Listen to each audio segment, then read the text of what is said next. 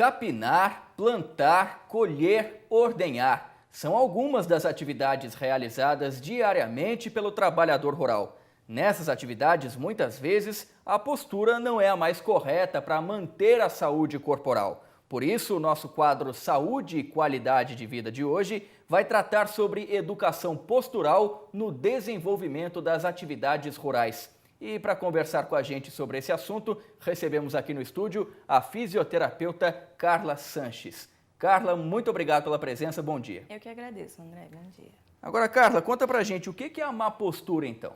Uma má postura é qualquer alteração que a gente venha a ter no alinhamento da nossa coluna. Então, a coluna ela tem curvas fisiológicas e quando a gente tem uma alteração, por exemplo, da lordose lombar, da lordose cervical, isso é considerado uma má postura.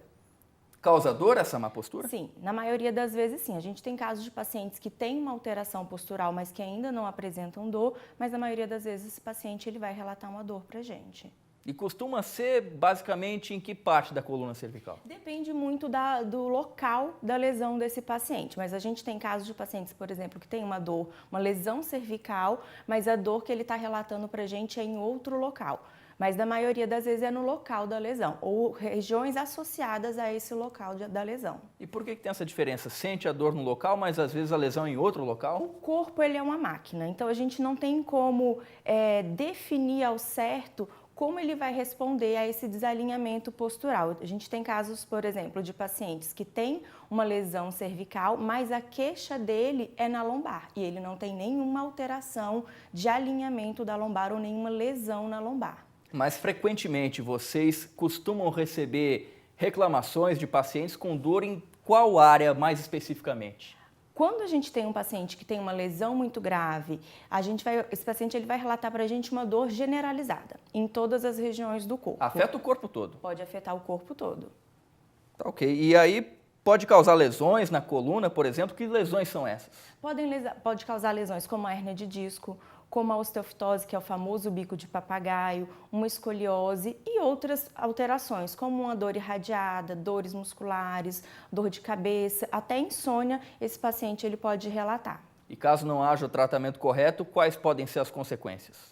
Um aumento dessa dor, o paciente ele começa com uma dor aguda, né, uma dor recente. Se essa dor ela não é tratada, se essa lesão não é tratada, a tendência é que ele evolua para uma dor crônica.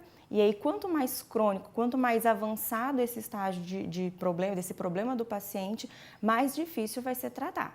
O especialista correto para fazer esse diagnóstico é o fisioterapeuta? Na verdade, é o médico. O paciente, ele apresentou qualquer dor que ele já sinta que é um pouquinho diferente daquelas dores musculares que ele apresenta, ele deve procurar um médico e o médico ele vai fazer uma avaliação clínica para identificar que lesão ele tem, né? Se é uma lesão mais grave, se realmente é uma lesão que está associada à coluna ou se não. E aí, depois disso, ele direciona para o fisioterapeuta. A partir daí, qual que é o encaminhamento dado pelo fisioterapeuta? O fisioterapeuta ele tem que se basear em 3 pilares, né? O primeiro pilar é a queixa principal que esse paciente relata, o segundo pilar é a avaliação postural e o terceiro pilar é a atividade laboral que esse paciente executa. Então, a partir desses 3 pilares, o fisioterapeuta ele tem que traçar uma conduta que tanto alivie a dor que esse paciente vem, mas que também busque realinhar essa coluna. Agora, Carla, a gente está falando aqui de serviço braçal, de esforço físico, mas essa dor na coluna cervical pode se manifestar também por conta de algum problema neurológico, estresse? Em que casos que isso acontece? Pode. Já existem pesquisas que relacionam a dor ao aumento de estresse. Então, a gente às vezes não sabe quem vem primeiro. Se eu sinto a dor por causa do meu estresse, da atividade que eu executo, da pressão que eu tenho ao longo do dia, ou se esse estresse está vindo em decorrência disso. Agora, sim? Mas ela pode sim estar associada ao estresse. Eu vou ter um aumento de tensão, eu vou ter uma alteração química no meu corpo e isso pode agravar o quadro do paciente. E seja por consequências, por causas neurológicas ou pelo esforço físico inadequado, existem exercícios para que o paciente possa evitar essa questão aí do mau posicionamento da coluna? Alongamento também pode ser feito? Que tipo de tratamento pode ser O dado? ideal é que a gente faça uma junção, tanto de alongamento quanto de fortalecimento, porque eu tenho que partir do princípio que esse corpo, ele tem músculos que estão muito encurtados e músculos que estão muito fracos. Então eu tenho que fazer uma junção, tanto de exercícios que alonguem, quanto exercícios que fortaleçam, buscando o realinhamento desse corpo. Existem algumas próteses que podem ajudar também, além dos alongamentos, a prevenir os problemas de postura? Palmilha no sapato, por exemplo, ajuda? Quando é bem indicado, quando o paciente realmente tem a necessidade do uso da palmilha ou de alguma outra prótese, ela só vem para somar dentro do tratamento do paciente. Mas é importante que ele faça uma avaliação e que avalie se realmente essa prótese, essa ajuda externa vai ser eficiente para ele ou não. Como a gente já disse, então, quando o paciente está com uma dor na coluna, ele procura o médico e depois o fisioterapeuta, né? Isso mesmo. Ele tem que fazer essa avaliação casada para que a gente tenha uma melhora da dor dele.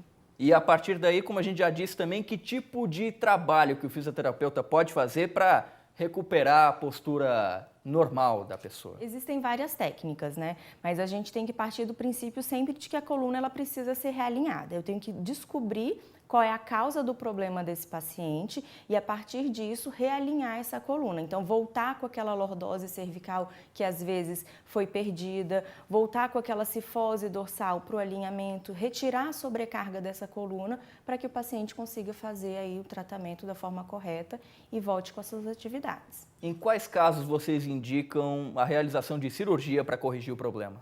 O ideal é que o paciente ele passe por todas as etapas do tratamento e elimine todas as etapas. E aí o médico, junto com o fisioterapeuta, eles vão avaliar se realmente o paciente ele precisa daquela cirurgia ou não. Mas o ideal é que ele faça todos os tratamentos antes de partir para a cirurgia.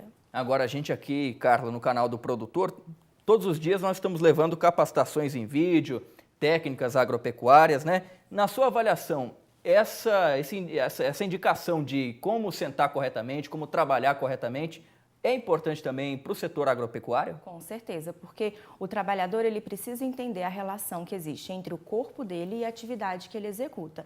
Então, por exemplo, ele fica o dia inteiro com o corpo inclinado para frente, carpinando, com uma enxada às vezes com um cabo muito curto ou às vezes com um cabo muito longo. Ele precisa entender o prejuízo que isso vai estar causando para o corpo dele e como minimizar esse prejuízo. Então, como ele no final do dia vai conseguir, às vezes em 5 minutos, realinhar esse corpo, retirar essa tensão que tá gerando para ele, às vezes, uma dor ou alguma sobrecarga. Mesmo assim, em alguns casos é inevitável o esforço físico, até carregar um pouco mais de peso do que o permitido, do que o indicado.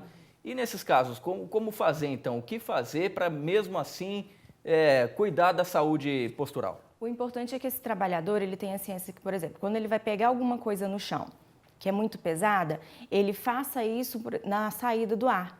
Contraindo o abdômen, ele precisa ter essas informações para que ele não se prejudique, mesmo tendo que realizar aquela atividade. Então, se ele tem que carpinar o dia inteiro, ele tem que ver se o tamanho do cabo da enxada, para ele não é muito grande ou para ele não é muito comprido.